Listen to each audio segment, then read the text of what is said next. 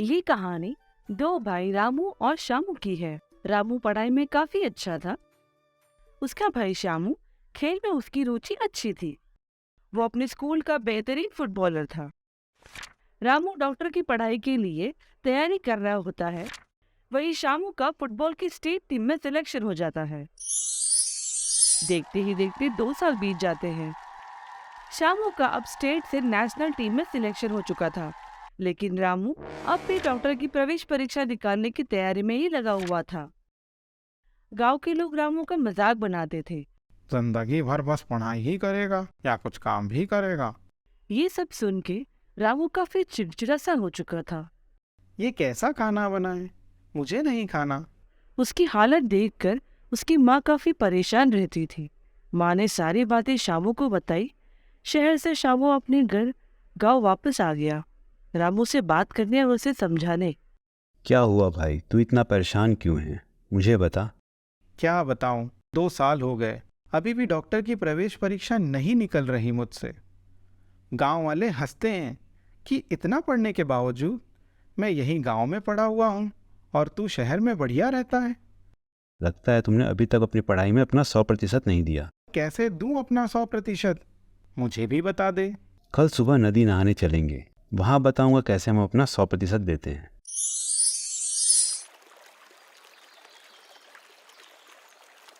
अब बताओ कैसे देते हैं अपना 100%? पहले नहा लेते हैं। दोनों भाई नदी में नहा रहे होते हैं। तभी शामू रामू के पास जाता है और उसे एक डुबकी लगाने कहता है। रामू जैसे ही डुबकी लगाने के लिए अंदर जाता है, शामू उसके ऊपर बैठ जाता है। रामू काफी झटपटाता है।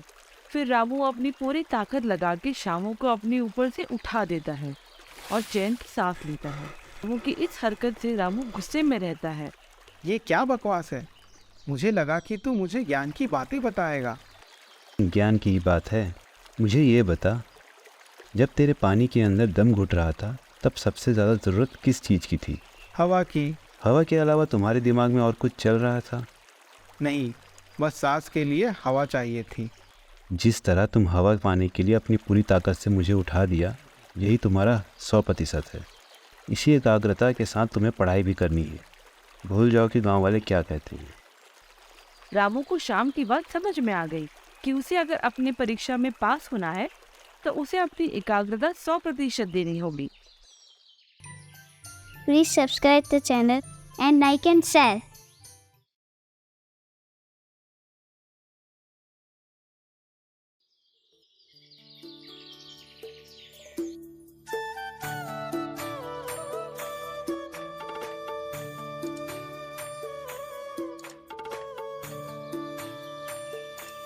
ये कहानी भोलाराम नाम के किसान की है, जो अपनी बीवी और बेटे के साथ रहता है, जिसके पास एक गाय है और एक छोटा सा खेत है, जिससे वो अपना भरण पोषण करता है। भोलाराम एक समझदार, मेहनती और शांत किस्म का इंसान है। एक रोज उसका बेटा सोहन अपनी गाय को चराने जंगल ले जाता है। सोहन अपनी गाय को चराते चराते काफी थक चुका है। वह एक पेड़ के नीचे बैठकर आराम करता है। थोड़ी ही देर में उसकी आंख लग जाती है और वो सो जाता है और अपनी गाय को घास चरने के लिए छोड़ देता है। उसकी गाय चरते चरते जंगल के काफी अंदर चली जाती है। जब सोहन उठता है और अपने आसपास देखता है तो उसकी गाय वहां नहीं होती।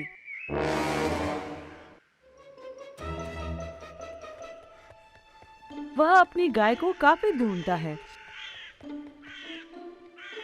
लेकिन उसकी गाय नहीं मिलती।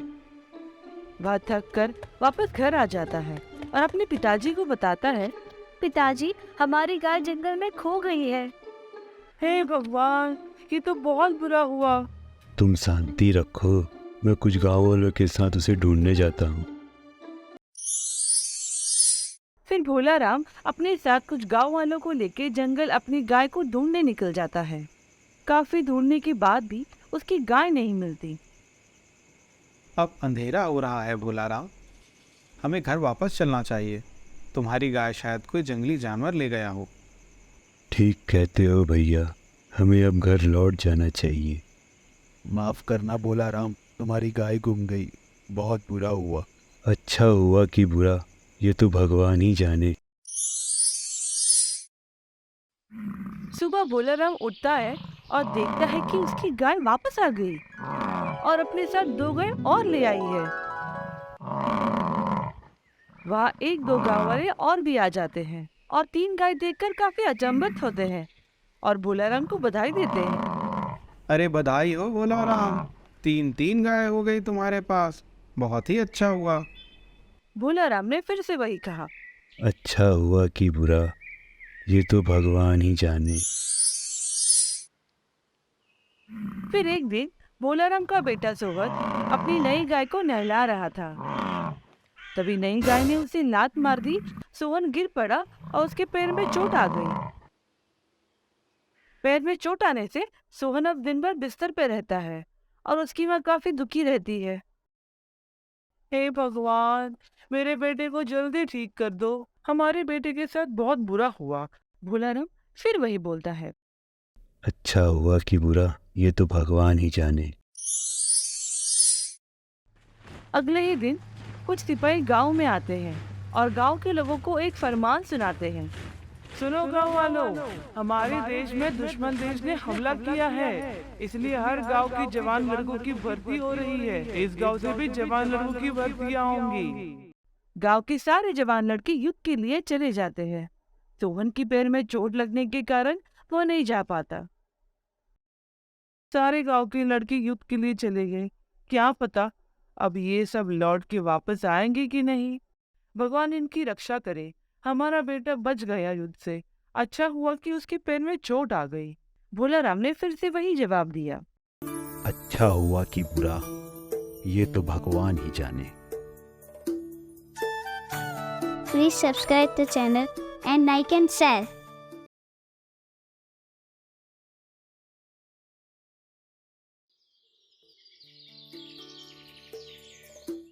ये कहानी सुनील की है, जो अपने पिता की केक शॉप में काम करता है। सुनील के पिताजी की तबीयत ठीक नहीं रहती और एक दिन उनको दिल का दौरा पड़ता है और उन्हें हॉस्पिटल ले जाना पड़ता है, जिस वजह से सुनील के पिता शॉप का काम छोड़ देते हैं। अब सुनील केक शॉप पे अकेले काम करता है। एक दिन सुनील अपने सामने वाले दुकान को देख रहा होता है और सोचता है, मैं दिन भर यहाँ काम करता हूँ, फिर भी मेरी आमदनी उतनी नहीं जितनी होनी चाहिए, और वो सामने वाले दुकान का मालिक दिन भर आराम करता है। कोई भी ग्राहक आता है तो बस वो सामान अपनी दुकान से निकाल के दे देता है, और मैं यहाँ सुबह से केक बनाने की तैयारी करता हूँ, केक बनाता हूँ, फिर कोई ग्राहक आए तो उसे देता हूँ, फिर दूसरे केक बनाने की तैयारी में लग जाता हूँ। मुझे तो 1 मिनट के लिए भी आराम नहीं। सुनील फैसला करता है कि वो इस केक शॉप को बंद करके एक किराने की दुकान खोलेगा, और सुनील अपनी केक की दुकान बंद कर देता है और एक किराने की दुकान खोल लेता है। कुछ दिन बीतने के बाद सुनील का एक दोस्त उसे मिलने उसकी दुकान आता है। कैसा चल रहा है तुम्हारा नया दुकान? जिस आराम को देखकर मैंने ये किराना दुकान खोला था, वो आराम अब मिल ही नहीं रहा और ना ही कोई आमदनी बढ़ रही है। दुकान चलाने में परेशानी बहुत ज़्यादा हो रही है। क्यों, क्या हुआ? सामने वाली बड़ी दुकान की वजह से ग्राहक कम आते हैं। कोई ग्राहक सामान उधार ले जाता है और पैसे टाइम पर नहीं देता, और चूहों ने अलग नाक में दम कर रखा है। बहुत सारा सामान खराब कर देते हैं। बड़ी मुसीबत मोल ले ली ये दुकान खोलकर। सुनील का दोस्त टैक्सी चलाता है। अब सुनील को टैक्सी चलाने में आराम दिखता है। मुझे भी टैक्सी ही चलानी चाहिए। बढ़िया दिन भर गाड़ी में घूमो, जिसको जहाँ जाना हो वहाँ छोड़ दो। घूमने का घूमना हो जाएगा और पैसे भी मिल जाएंगे। यह सोचकर सुनील अपनी किराना दुकान भी बंद कर देता है और एक टैक्सी ले लेता है। कुछ दिन बीतने के बाद उसे अब टैक्सी चलाने में भी मुश्किल आने लगती है। सुनील का दोस्त उसके नए काम के बारे में पूछता है। सुनील भाई, मज़ा आ रहा है टैक्सी चलाने में? अरे काहे का मज़ा, सजा है सजा टैक्सी चलाना। सबको फ्री में जाना है, किसी को भाड़ा कम लगता ही नहीं। पतली पतली गलियों में जाना पड़ता है। कुछ खर्च पड़ जाए तो वो नुकसान अलग, कुछ गलती हो जाए तो ट्रैफिक पुलिस अलग जुर्माना लेता है, और गाड़ी का कोई एक्सीडेंट हो गया तो बस फिर 4-5 दिन का आमदनी गई आपकी। कोई मज़ा नहीं इस काम में। ऐसे ही सुनील अपने आराम और आमदनी बढ़ाने के चक्कर में अलग अलग तरह के काम करता। कभी वो घर के पेंटर का काम करता, कभी कैमरे लेकर फ़ोटो खींचता, लेकिन कहीं भी उसे आराम और पैसा ज़्यादा नहीं मिलता। थक हार कर सुनील अपने दोस्त के साथ उसके ऑफिस में काम लगवाने के लिए कहता है। यार मुझे ये रोज़ की खिटपिट कामों से छुटकारा चाहिए। मुझे भी अपने साथ ऑफिस के काम में लगवा दे। बढ़िया एसी की हवा में काम करूँगा। सुबह जाओ, शाम को घर वापस आ। महीने के पहली तारीख में पैसे मिल जाएंगे। इससे अच्छा काम और कुछ नहीं हो सकता। अब सुनील ऑफिस का काम करता है। रोज सुबह ऑफिस जाता, दिन भर काम करता, अपने बॉस से डांट अलग खाता और शाम को थक हार के घर आता और अगले दिन फिर काम पे जाने की टेंशन में लगा रहता। फिर एक दिन सुनील अपने बॉस के जन्मदिन पर एक केक बना के लाता है। सब सुनील का बना हुआ केक खाते हैं और सुनील की तारीफ करते हैं। सुनील का बॉस सुनील का केक खाकर कहता है, सुनील, मैंने आज तक इतना स्वादिष्ट केक नहीं खाया। तुम यहाँ क्या कर रहे हो? तुम्हें तो केक की दुकान डालनी चाहिए। सर जी, मैं पहले केक ही बनाता था। मेरा खुद का एक केक का शॉप था। तो तुम फिर वही काम करो, पैसे मैं दे दूंगा। वैसे भी तुम ऑफिस के काम में कुछ खास नहीं हो। अब सुनील अपने बॉस की मदद से एक बड़े से मॉल में अपने केक की शॉप खोलता है और उसे ये बात समझ में आ जाती है कि काम में आराम नहीं, मेहनत की ज़रूरत होती है। Please subscribe the channel and like and share.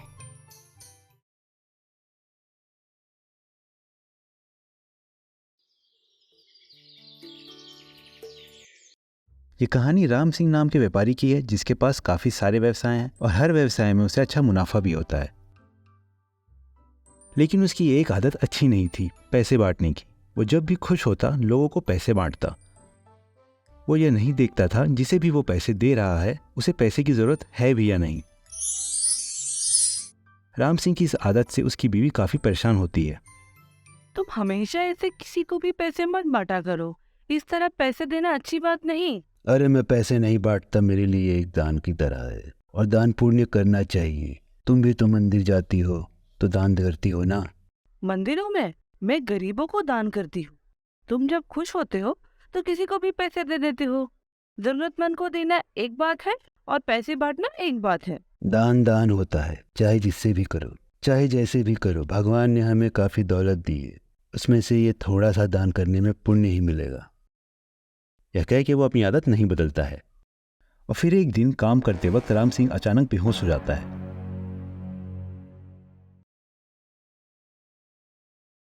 Ram Singh को उसके कर्मचारी उसके घर पहुंचा देते हैं। राम सिंह की बीवी काफ़ी परेशान रहती है, लेकिन थोड़ी देर में उसे होश आ जाता है। होश आने के बाद राम सिंह काफ़ी सहमा सा होता है। कुछ दिन बीत जाते हैं। राम सिंह की तबीयत अब ठीक है। अब वो अपने काम में वापस लग जाता है, लेकिन इस बार वो लोगों को यूं ही पैसे नहीं बांटता। अब वो लोगों की मदद करता है, गरीबों को अन्नदान करता है। यह सब राम सिंह की बीवी देख रही होती है। ये बदलाव देख वो काफ़ी खुश होती है। आजकल लोगों की काफी सेवा कर रहे हो।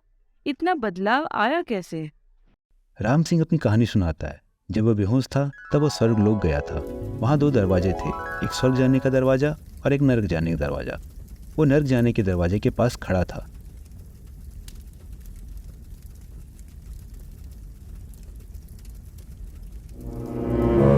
तब मैंने वहाँ के पहरेदार से पूछा कि उसने कौन से पाप किए हैं कि उसे नरक में भेजा जा रहा है। तब उस पहरेदार ने मुझे मेरे पाप और पुण्य का तराजू दिखाया, जिसमें मेरा पाप का पलड़ा भारी था। तो मैंने उस पहरेदार से पूछा, ये कैसे हो सकता है? मैंने इतने दान किए हैं, मेरे पाप का पलड़ा भारी कैसे हो सकता है? तुमने बेवजह लोगों को पैसे बांटे हैं, कोई दान पुण्य नहीं किया। और जितना भी पैसा तुमने जितने लोगों को दिया है, उन लोगों ने उन पैसों से जो भी अच्छे और बुरे काम किए, उसके पाप और पुण्य के भागीदार तुम भी बराबर होते हो। इसलिए तुम्हारे पाप का पलड़ा भारी है। यह सुन के राम सिंह जोर जोर से रोने लगा और भगवान से मिन्नतें करने लगा। उसके बाद मुझे होश आया और मैं समझ गया हूँ दान का मतलब क्या होता है। अब मुझे अपना पुण्य का पलड़ा भारी करना है। Please subscribe the channel and like and share.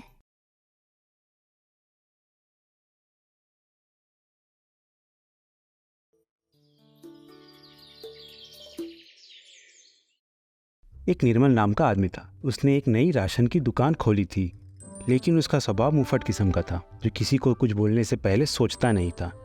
जब भी तुझे देखता हूँ खड़ा ही रहता है, कुछ काम नहीं करता। तुझे मैं यहाँ खड़े रहने की पगार नहीं देता, कामचोर कहीं का। काम चोर किसे बोल रहे हो साहब? इंसान 2 सेकंड सांस ना ले, मशीन हूँ क्या मैं? तो काम चोरी करता है और मुझसे जवान लड़ाता है, निकल जा यहाँ से। आ जा रहा हूँ। तुम जैसे बड़बोले मुफट के साथ कोई भी काम नहीं कर सकता। भाभी जी आप महान हो जो इसे रोज झेलती हो। ये इंसान किसी भी ग्राहक से सीधे मुंह बात नहीं करता। कौन लेगा इस इंसान से सामान जो किसी का भी सम्मान करना नहीं जानता। निर्मल के इस व्यवहार की वजह से कोई भी कर्मचारी उसके साथ ज़्यादा दिन काम नहीं कर पाता था और ना ही कोई ग्राहक उसके दुकान सामान लेने वापस आता था। यह देखकर उसकी बीवी काफ़ी परेशान थी और उसे डर था कि हर बार की तरह उसके पति के मुफटपन की वजह से यह काम भी बंद ना हो जाए।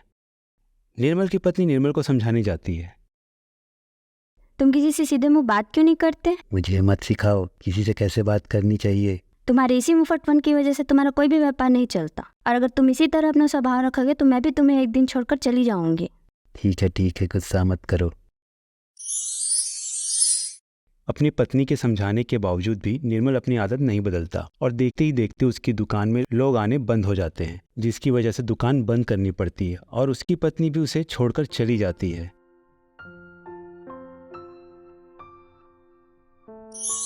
निर्मल उदास एक फुटपाथ पे रखी बेंच पे बैठकर रो रहा होता है।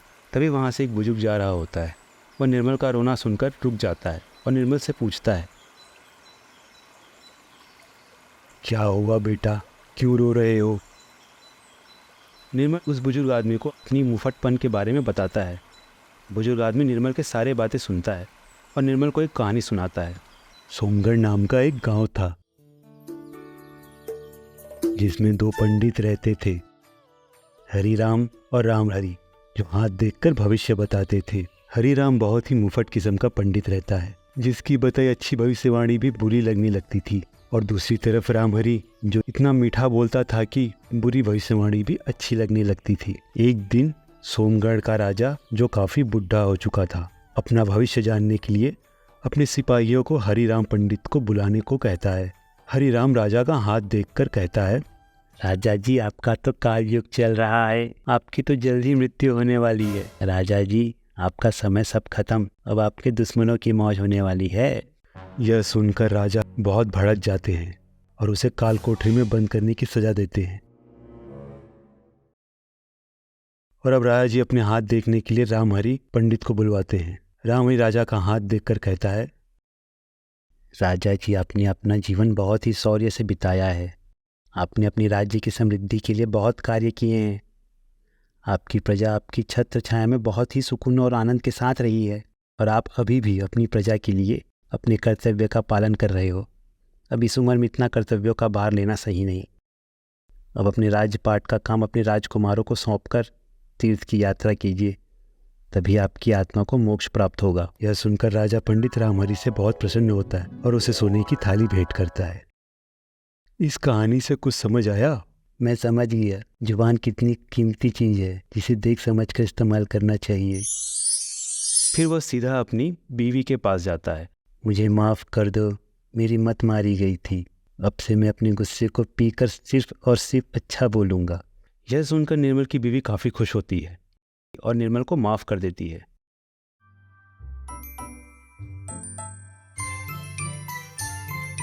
Please subscribe the channel and like and share.